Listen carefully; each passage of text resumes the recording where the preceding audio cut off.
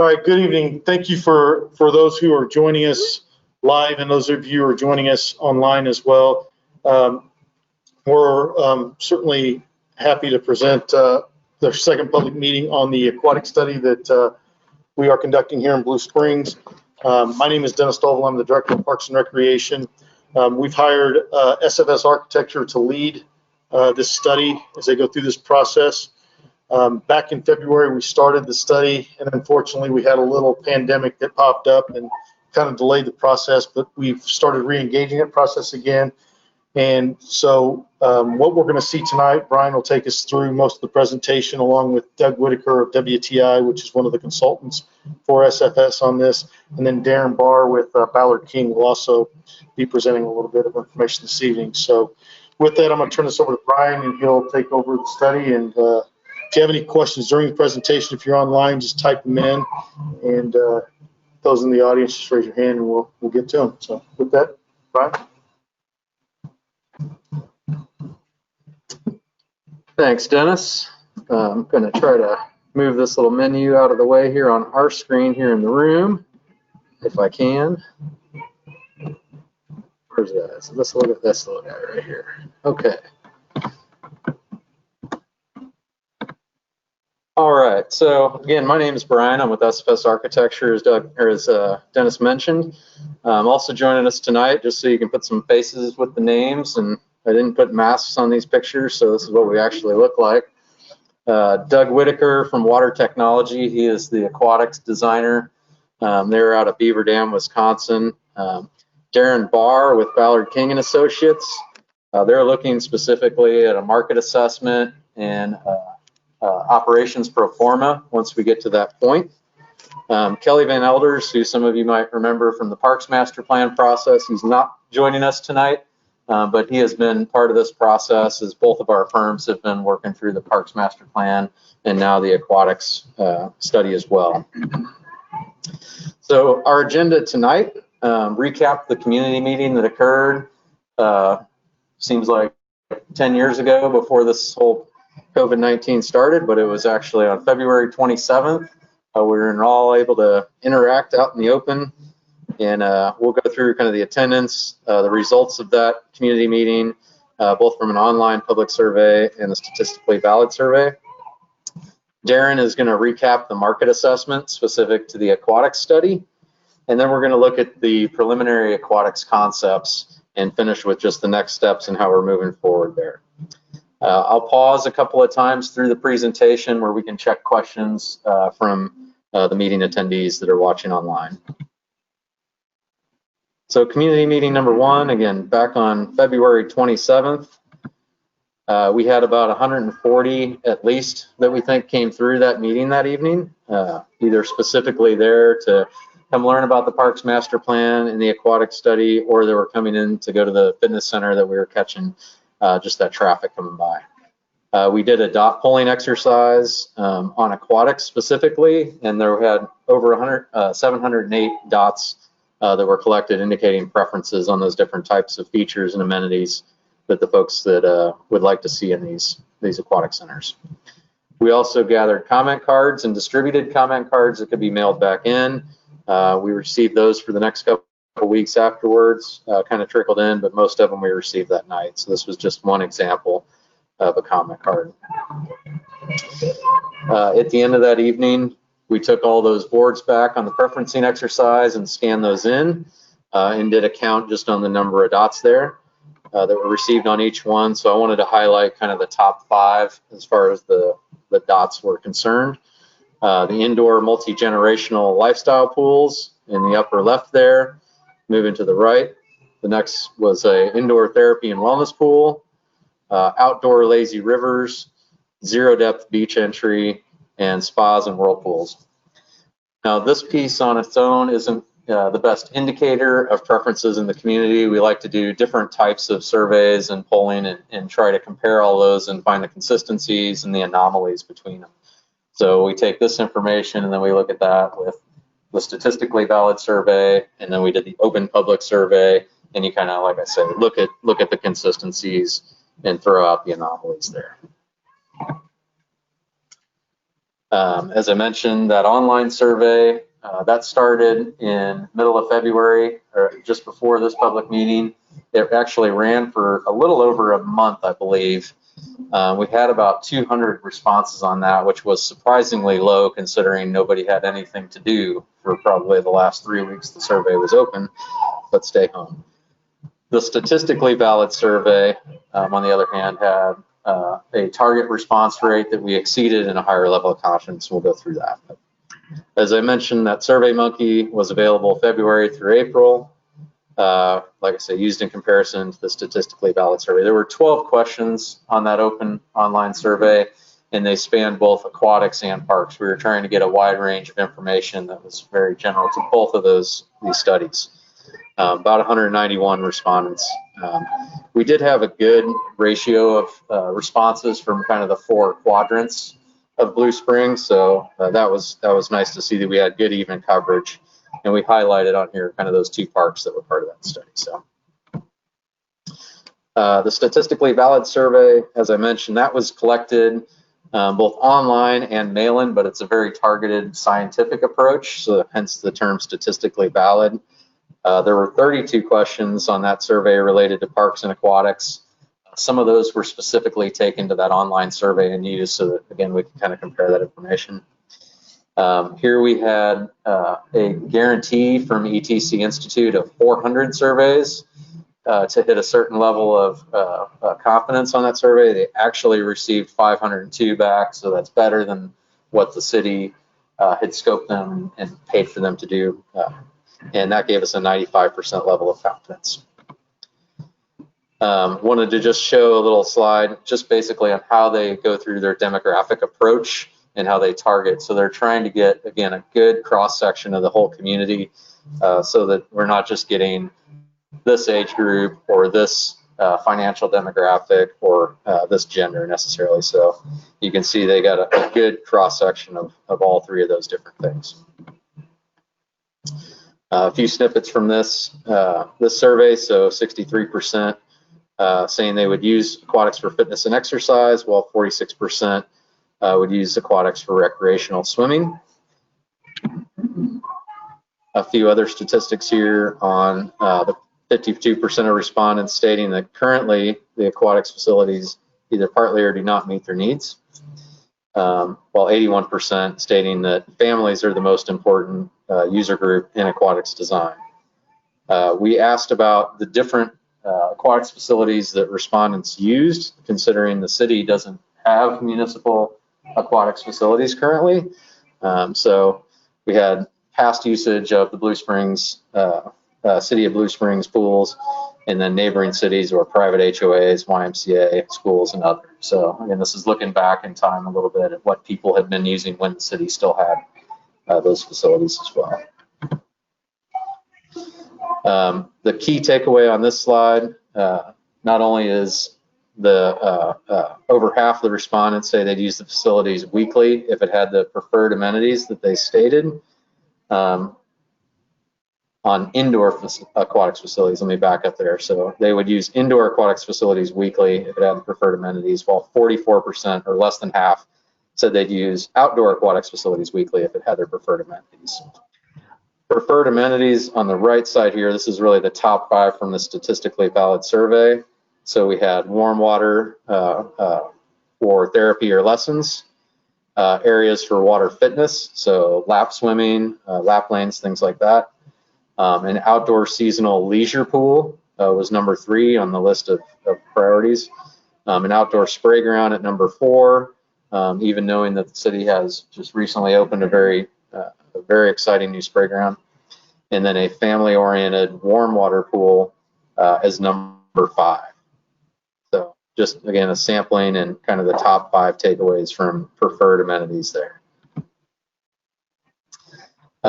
We asked a question about location at that point, and 63% said that the ideal location would be located near the Blue Springs Fieldhouse in order to take advantage of the amenities and features that are offered here at the Fieldhouse and kind of consolidate those things.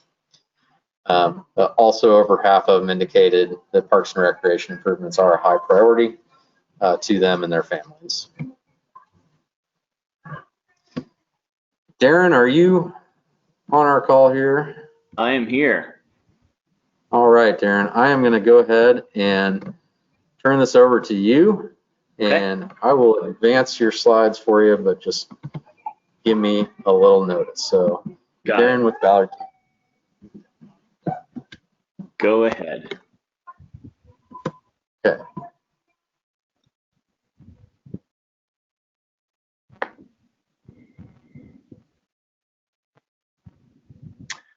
So when we go ahead and when we conduct a market assessment, one of the things that we want to go ahead and make sure that we identify on the front end is the primary service area. And we sort of define that as the distance that people are willing to travel at least once a week to go ahead and use either facilities or programs at that facility. So the map that you see on this slide goes ahead and represents sort of a combination of the city of Blue Springs and the school district boundaries to make sure that everyone is represented. That's not to suggest that an aquatics facility, proposed aquatics facility, wouldn't attract people beyond the area, but that's the group that you really want to focus on when you start talking about, you know, who's going to use it and what should be in a proposed facility. Next slide, Brian. So we tried to, before you get to the pretty pictures, we're hitting with some more statistics here, but based on that service area and projections for the 2020 population, it's approximately 99,585 people. That is a significant number of individuals, and it can support a facility like this or one that is attached to or in proximity to, say, the field house. Blue Springs as a community or within that service area saw about a 20% increase, almost 22% increase from the 2020 to 2010 census. So we know that we're growing. We know that we're getting younger based on the projected median age being 37.8. One of the fun things about aquatics is in swimming or pool participation or however you want to define it, is that it's one of those activities that you find people going ahead and participating in from 6 months of age when mom or dad or grandma or grandpa take them to the pool to the time when that 6-month-old becomes a grandma or grandpa and is maybe in their 70s or 80s and using a pool. So a lot of times with recreation facilities, we really focus on that lower median age goes ahead and points to a significant user groups of families. But aquatics is really evolving and going ahead and addressing the full age spectrum. But we did highlight for the fact that 31.8% of the households within that primary service area do have children under the age of 18 present. So next slide. A few more statistics. This information comes from the National Sporting Goods Association.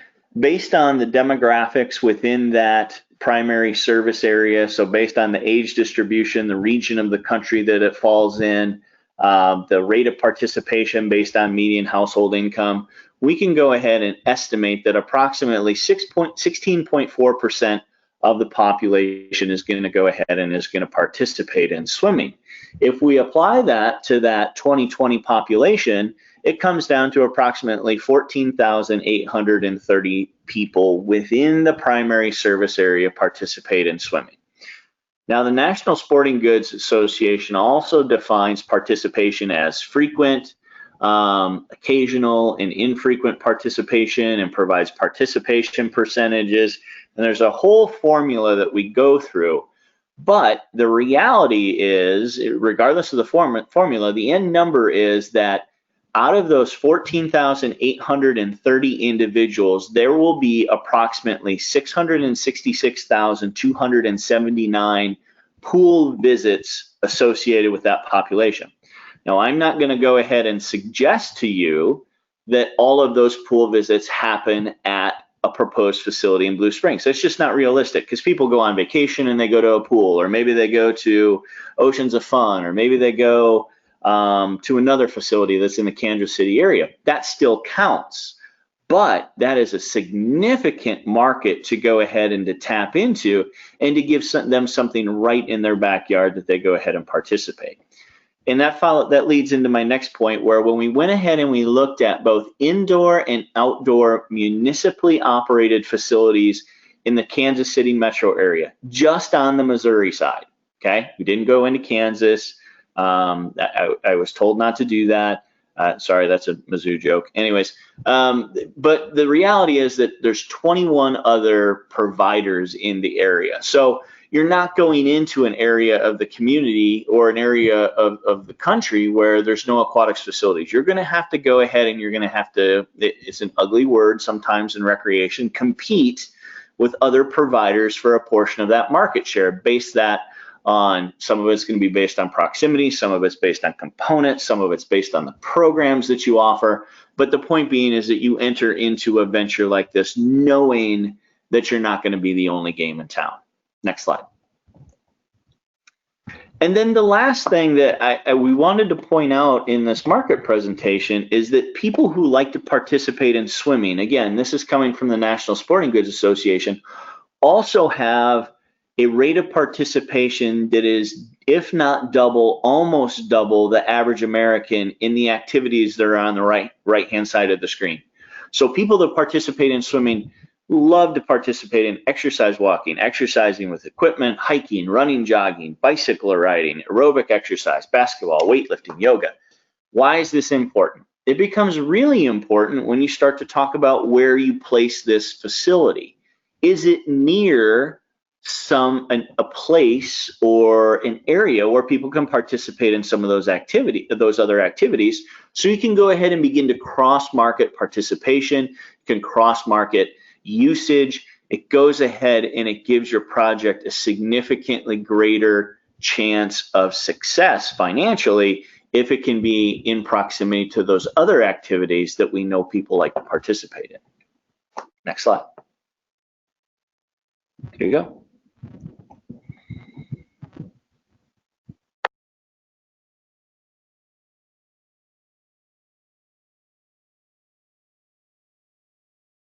All right, thanks, Darren. We're going to talk about some of the preliminary concepts now, and we will jump right into that. Let's go. There we go. Okay, so I wanted to sort of set the stage because we are looking at our aquatics concepts as being an addition and an expansion of the amenities offered here at Blue Springs Fieldhouse. So looking at the property that exists directly to the west of the field house, including the parking lot and the roundabout drop-off that's out front. So just a few statistics here, including the new parking that's on the east side of the facility that opened in May, I believe. There are about 207 existing parking spaces. Noting some of the property lines and the adjacencies of I-70 to the north, affords us a couple of opportunities and also some challenges that we have to overcome. So looking at site planning, again, I-70 to the north, it's an opportunity. It's a challenge, but it's also an opportunity for visibility in signifying this facility as a top of the line offering that the city of Blue Springs is committed to their community. The adjacent property to the west that isn't part of this current plan or layout could allow for some additional parking expansion if an agreement or property acquisition could occur there. That's this undeveloped kind of patch of land there on the left side of that graphic.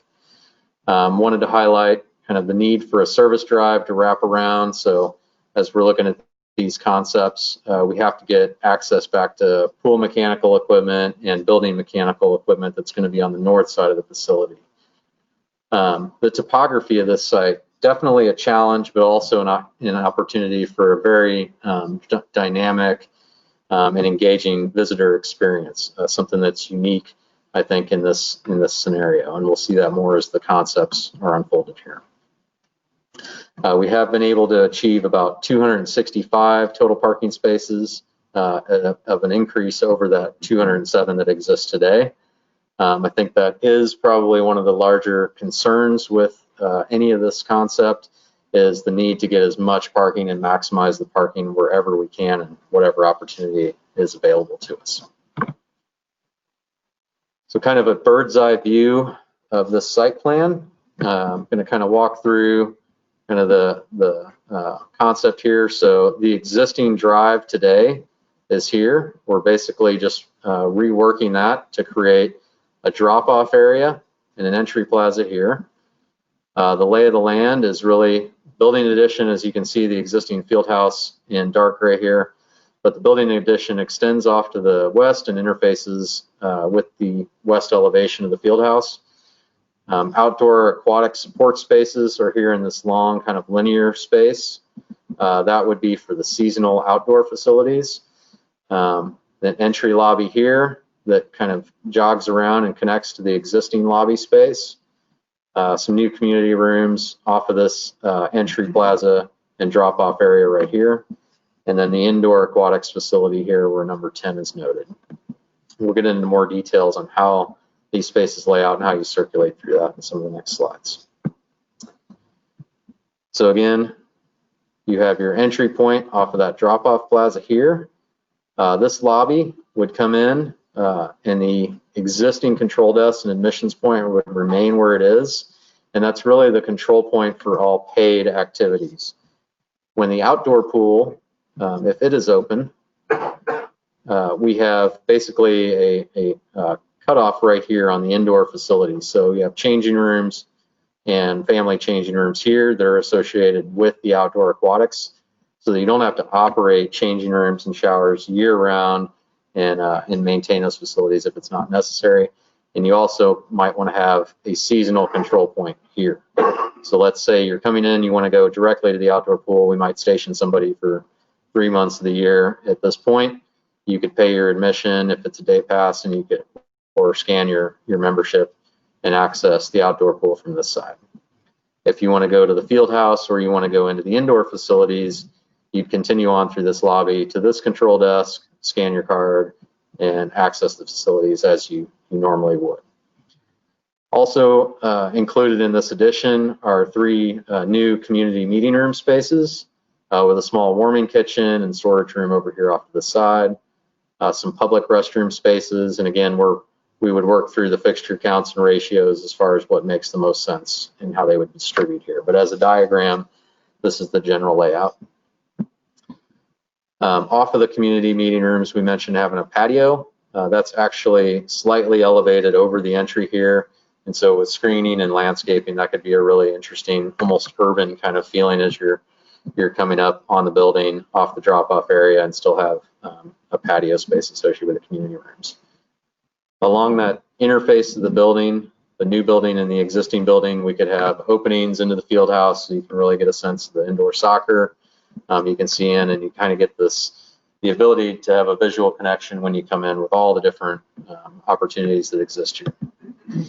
The natatorium would be down closer to the court level. So as you come in that lobby, you look down into the natatorium space and have a really great view of all the different features that the natatorium would have to offer. And then going all the way out to the west, we're proposing kind of a large covered roof area here for all of the concession seating and having concessions here at the west end of the site. This all being an elevated deck over the outdoor aquatics, so you have a good vista and view over all of this. It also gives us a nice separation so we can start to explore the ideas of using the space more than just during the outdoor pool season. So we've suggested the idea of maybe having a fire pit or some other type of outdoor gathering space out here. And that could be under that covered roof area, and maybe we can control the security the other 9 months of the year that the aquatic center on the outdoor side may not be used, and have other programming opportunities, or a little music or movie night out under the canopy or something like that, or even if it's just kind of a bonfire, so to speak, and s'mores and hot chocolate, something like that. As we come down to the lower level, you would take the stairs that exist today right by the existing control desk or the elevator that exists, come down to this lower level. It's slightly raised from the courts, which is mainly to balance some of the earthwork costs of the concept. You'd have access to this corridor, which is all along the west side of the court level, with 2 dedicated party rooms for birthday party rentals that are associated with the pool deck, or could be used for lifeguard training and meetings associated with the pool and the staff there. Oops. back up for a second, apologies. There are family locker rooms and wet cabanas or family changing rooms that give you direct access to the indoor pool deck. A sauna that's accessed off of the pool deck was another item that we heard was a desire. The guard room and their office, the manager's office, located close to that sauna, and again with good visibility to all the indoor aquatics. And then men's and women's changing rooms, locker and shower rooms over here. So again, you pass from the dry side of the space through those and into the natatorium. It's a good way to control access and keep wet and dry traffic separated. You might notice the existing men's restrooms at the lower level would be eliminated, and the women's restrooms that are located right across from it on the lower level could also be eliminated and open that up for some other potential new program space, or if there's a storage shortage in the building, different things could be explored to kind of backfill that area. But since we're providing new changing rooms for the pool upstairs and downstairs, it's reasonable to look at another direction for that. Last item I'll point out here before we start getting into some of the concepts is the pool mechanical room, which would service the indoor and outdoor aquatics. So we're not building an indoor pool mechanical room and an outdoor pool mechanical room. We can consolidate those two into one building or one space. So I'm going to turn it over to Doug Whitaker at Water Technology to go through the imagery that he's used as inspiration for creating these concepts for the aquatics.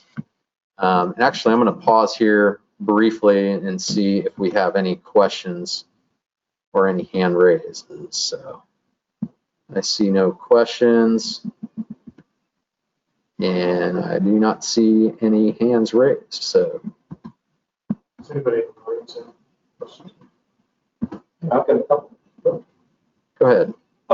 The first one was on that population slide where you had just under 100,000 people, 99,000 and some change. In the greater population area that you said was a combination of the school districts and the existing population of the city.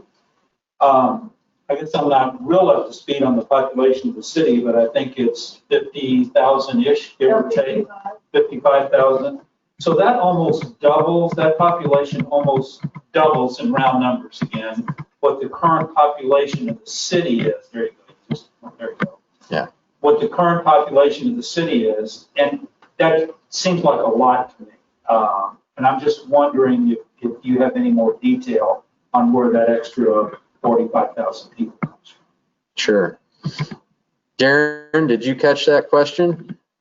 Yeah, I did. So again, we go ahead and when we pull this information, we pull it from Esri, which is an online population or demographic and participation provider. The reason that we went ahead and we went beyond the boundaries of the city and used sort of a conglomeration of the city and the school district is because in many cases, people go ahead and begin to identify where they live with the school district, their kids participate in activities or where they go to school at. So we knew with a facility like this or a proposed facility like this, it was going to pull from a greater area than Blue Springs. So we wanted to take a bigger look at that, but not go ahead and not go much further than that because we know there are some other facilities that are out there. So that was sort of the reasoning behind it.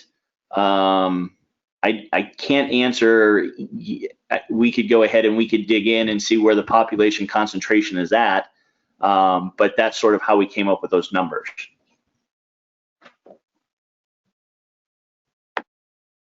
For me to believe, though, that roughly the same size as the city is in the school districts that are outside the city. That just seems like a very large number in addition to, the city.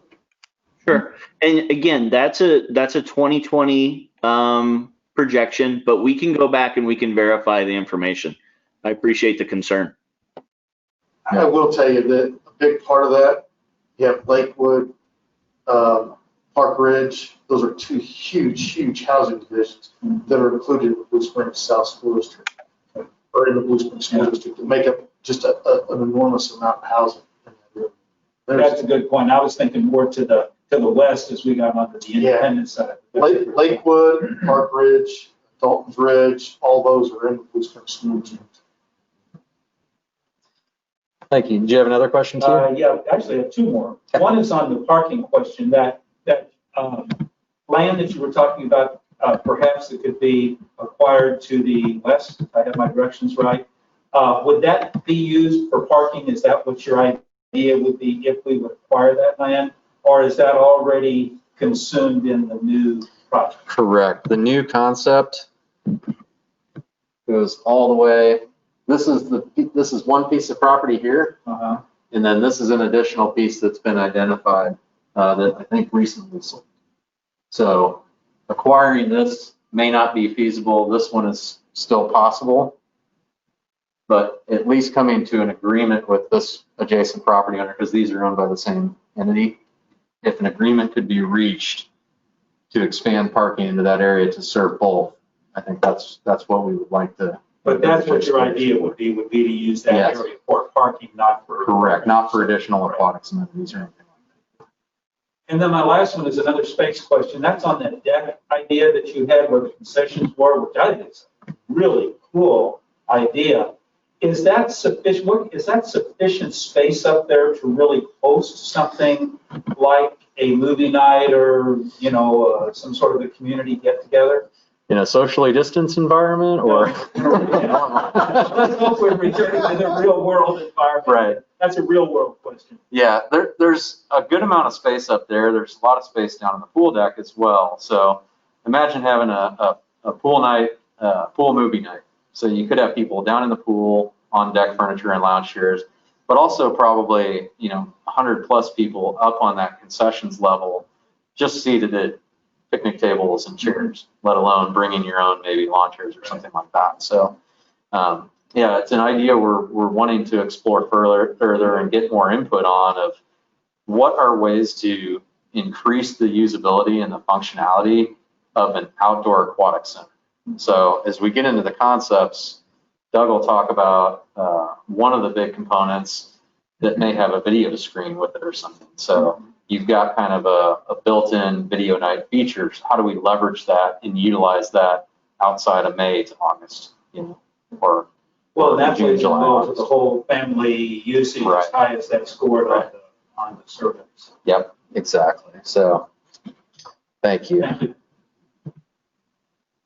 All right, Doug, are you there? Any other questions? Good, okay. Doug, are you muted?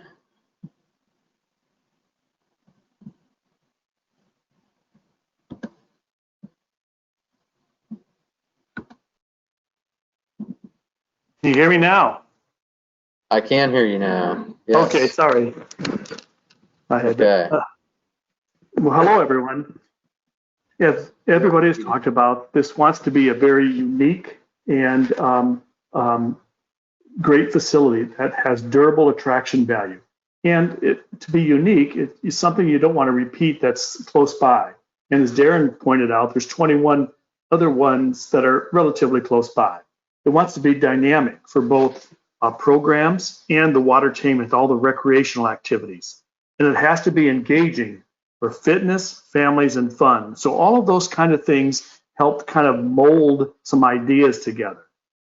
And so the next image that we will kind of show is kind of some of the ideas that kind of help bring these concepts together. Next slide, Brian, please. So when people come to the pool, they come to have relaxing times. They enjoy lounging, socializing, and having a good time, whether you're sitting on the deck, the chairs, or floating around the river. One of the things that we hear from many people is that they'd really like to extend the experience for a longer period of time. They like both the indoor, but they also can like to extend the outdoor experience. And so we're thinking about some ideas to do that.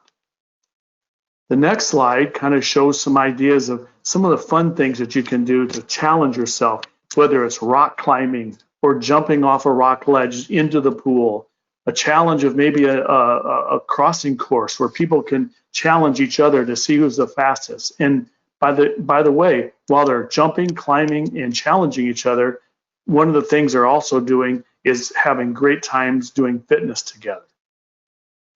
The next image kind of shows some of the other things that you can do. You know, one of the things that we heard from a lot of people is let's do some skill-based things that really attract that hard to attract teenage user group. And nowadays, teenagers seem to start at about 9 years old and go to 30 years old. And so one of the things we're looked at is maybe doing some kind of a stand-up surfing, maybe some unique water slides that have, you know, inner tubes, maybe even a standing up water slide, or slides that have a multiple different types of varieties as you can go down so you never get bored. And one thing that we've talked about that I know everybody has kind of thought that would be a really cool idea, what if we made the water slides so that we could connect them to that upper deck and we made them accessible to people that typically can't use slides? That would be a very unique feature. So what we did is in our efforts to kind of, and this was a lot of fun because we took all the information that we got from your input last time.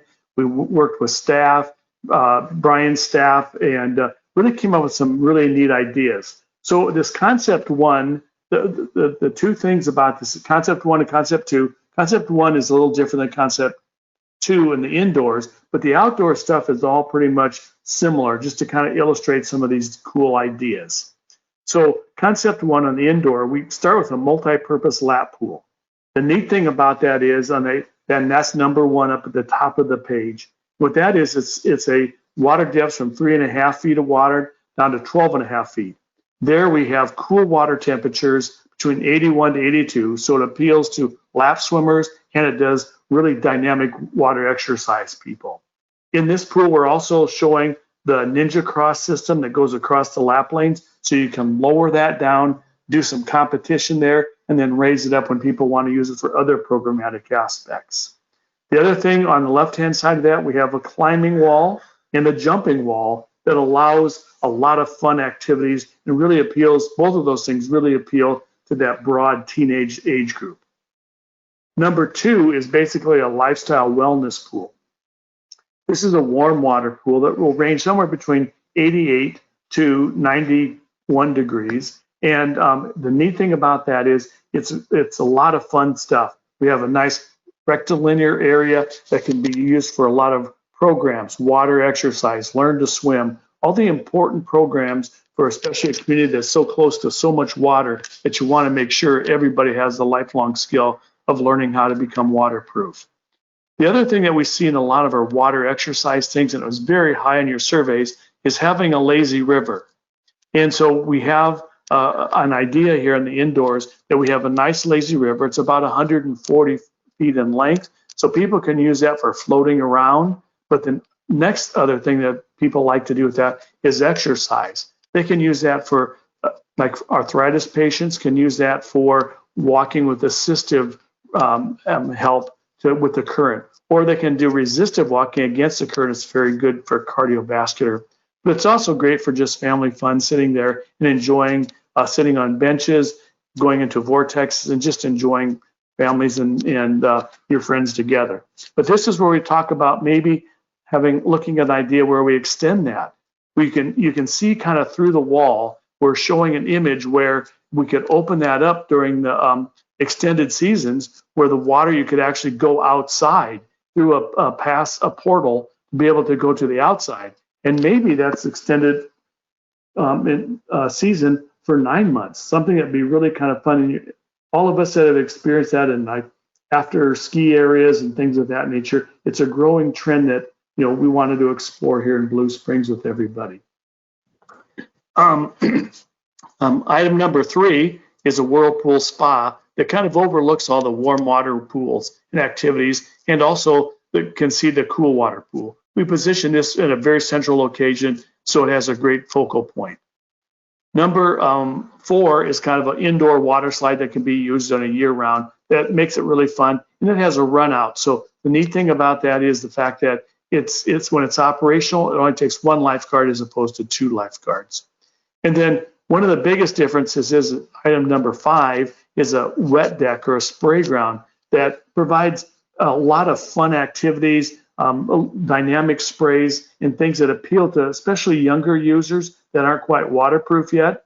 The other thing is that maybe as a cost savings opportunity, and Darren kind of talked about this, during certain times of the day, the pools aren't that busy. And how do you maybe minimize your staff without compromising safety? Maybe you keep just the splash pad open during the times when the pool isn't very busy, so you don't have to have a large staff watching things that aren't being used.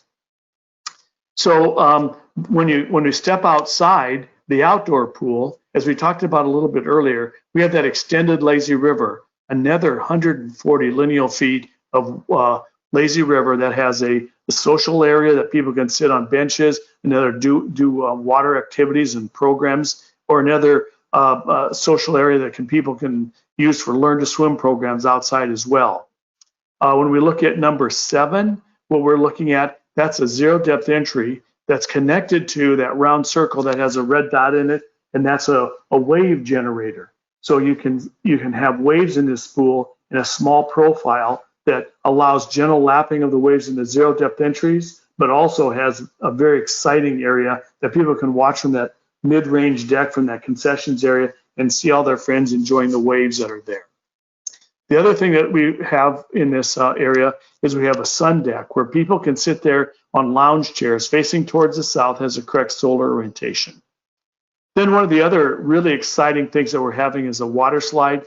And we're looking at a lot of unique water slides with inner tube rides, plunge rides, raft rides, and maybe even considering a stand-up ride.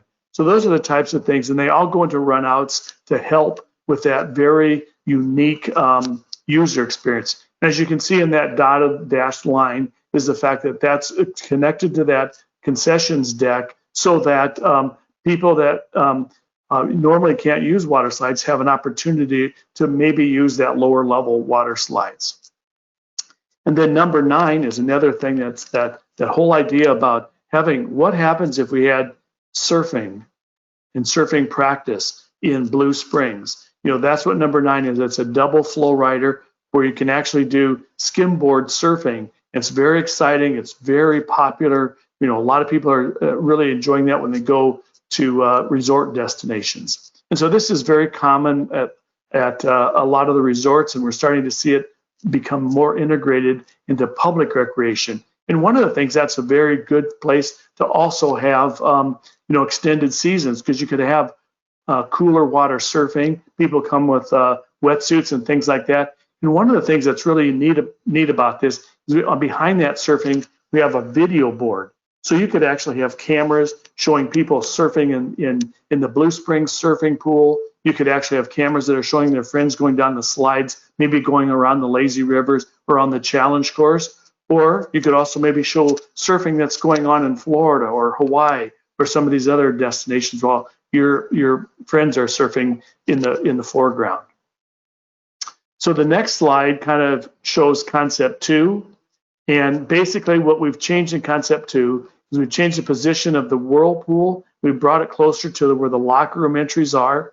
And instead of having a splash pad, we actually have a children's pool that has water depths from 0 down to 2 feet of water. And so this has standing water that provides a nice shallow water for kids to learn how to integrate into the pools and have fun without getting into the deeper waters. But everything else is relatively the same. I hope this kind of shows some exciting ideas that everybody's been developing over the last few months during the COVID-19 times, and this is all based on the statistically valid survey, but also kind of the input we heard from community members. Okay, thanks, Doug. The next slide, and then this is probably a good one to answer questions on because I think it helps illustrate the two side by side. But I've also got this graphic here where what we've done is kind of taken the roof off the building and taken the roof off the lobby area, and you can really start to get a sense of how all these different elevations interact with each other, and you overlook different places. So one thing I'd highlight here is in this concept, like Doug mentioned, we're exploring the idea of an accessible ramp to connect at least one of these slides. again, is just a concept diagram at this point. That's the idea, whether that slide tower rotates and we can economize that ramp. But we think that that's an important experience to try to encourage that inclusion, the inclusion of different abilities in age groups there. Other than that, we will open it up for questions. Whoops. If I don't touch the mouse pad, and see if we have any questions online as well.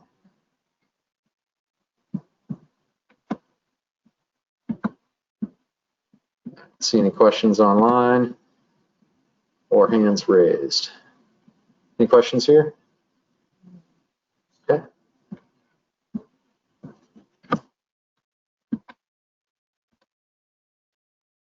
So next steps for us is taking the feedback from the public meeting, the open house that we had earlier this afternoon or this evening. Questions and feedback from tonight to refine this concept. We are looking for more direction on that indoor facility. Some of the comments that I did hear upstairs tonight are 3 lanes enough for recreation swimming upstairs? They're concerned based on the number of lanes that were at the YMCA previously, and if we're only going to have 3 here tonight, or 3 here in this concept. Other concerns were not really concerns. There was generally support. When's it going to open? When's the vote? Things like that. So that's encouraging and supportive. We want to make sure that we're developing a facility that's financially sustainable, not just unique and dynamic and engaging. So we're going to be looking more specifically at detailed cost estimates on construction and all the soft costs associated with the project, in addition to working with Darren's team closely to develop the operations plan and pro forma there. So there's probably going to be a little bit of evolution of the concept in addition to the evolution of the cost estimate as we try to dial in maybe efficiencies on number of guards or safety concerns and things of that sort. Our next public meeting will be on September 30th. That public meeting will share that refined concept, more information on costs and financial performance, and really looking to confirm that direction and make sure everything is moving in the right way to wrap up the study and produce the final deliverables that will be presented to the City Council. Any questions wrapping up? This will be posted. Yeah, this will be posted on the city's website. They'll take this video and this recording and post it for the community to provide additional comments. Appreciate everybody joining us tonight in person, upstairs, here tonight in this room, and virtually online, and bearing with us as we navigate the technology. So thank you, Darren and Doug, for joining us as well from your remote locations. Thank you for letting us participate. Thanks, guys. Have a great one, everyone.